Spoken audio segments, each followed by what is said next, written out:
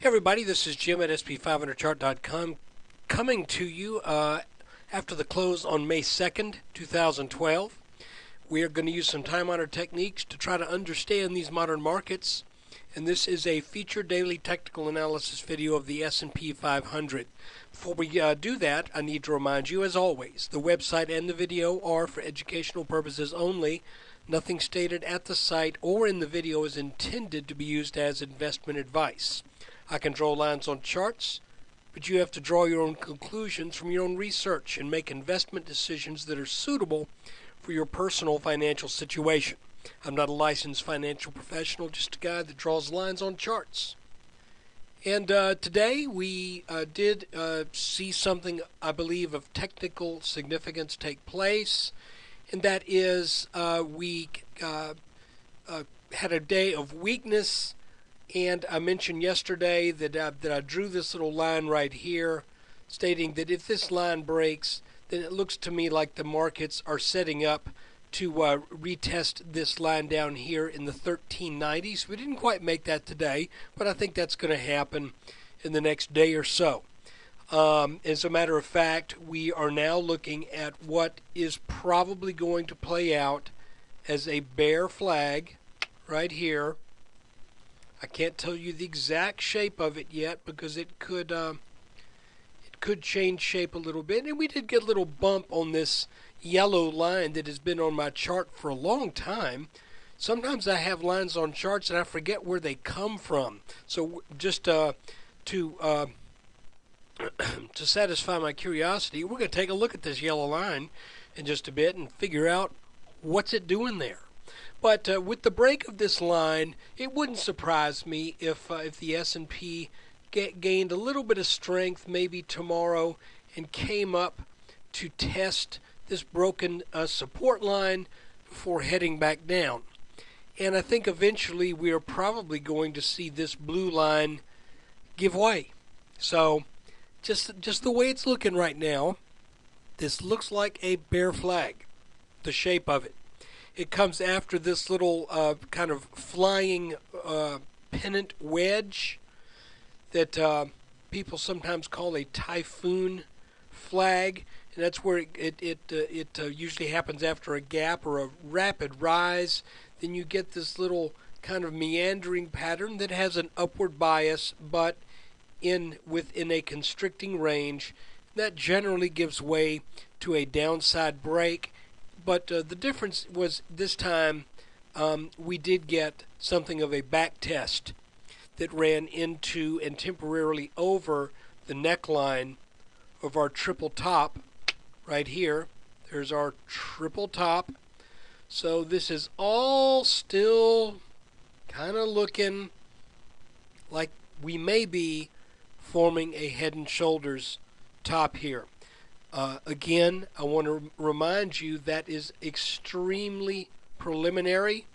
This will not be a head and shoulders until we come back down to that neckline and take it out without any room for doubt. Because that neckline got slightly violated back on the 23rd, but then it recovered. That had lots of room for doubt, so therefore that was not a breakdown. And the other thing I could show you is that there's always the possibility that if we come up and test this line and then turn back down, then we end up with a little tiny head and shoulders right here that would point to a breakdown of this blue line. Let me satisfy my curiosity. Let's go to an hourly chart. Well, why does that line go back so far? You know, it could be that I snapped a line here just going straight across the chart for one of these tops right here. But I want to make sure. Yeah, because that really doesn't mean anything as we go off to the left there. I need to do a better job than that, guys, don't I? So look, this is what it's looking like to me. We did get that follow through today that took out this red line. Expect maybe a back test to the underside of this line, which could mean a rally tomorrow of 8 to 10 points even. setting up what may be in the final analysis either a little head and shoulders top here, or possibly even a little double top if that rally lasts all day and we end up getting up into the 14 teens. That's certainly a possibility. But we now should be able to count on this red line right here to work resistance. So what does that mean? Well, let's get rid of this little thing here. Let's size it a little differently, and we're going to move it right here. Come on, move for me. That means we now have an intersection of multiple resistance lines, trend lines, right around the 14.13 to 14.15 range. And this market could very well get up into that. But I think if we approach that, it will get turned back once again. And if it gets turned back with gusto, then I would look for possibly a takeout of this blue line. And if that gets taken out, then we will probably come back down and test the 1370s again. And I remind you, if the 1370s get tested and we can put this off for a little bit, then this may end up being a head and shoulders top. See, here's our left shoulder over here, head, right shoulder, and if that breakdown can be put off for a few weeks, if we can kind of meander around sideways for a bit longer, then that breakdown could occur, and we could make the minimum target from the breakdown of that head and shoulders top and still stay above this blue line, which I'll remind you one more time is the line that is drawn across the 2007 market top, the all-time high in the S&P, and the 2011 high. I think that's a technically significant line because this was the head of a head and shoulders top.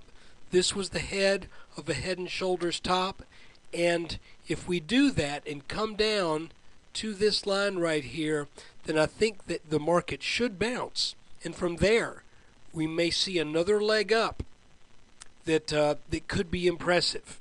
So we'll make that call when we get there. There should be some other clues and other hints along the way. But that's pretty much the analysis for after the close here. And by the way, you can see how it's kind of interesting how these lines do kind of line up. Matter of fact, the neckline here and this line from this from these tops back here and this top here, they kind of intersect right at about 14.15, 14.16. So that should mean that's going to be a hard, and not just this alone, but both of these are resistance. That should be a hard nut for this market to crack. So let's just see what happens as things develop. I want to thank you for watching the video today. This is May 2nd, 2012. I want to thank my subscribers, and I want to thank those of you who are new subscribers. I appreciate you signing up, and those who've been with me for a while. Thank you so much. Take care and good trading.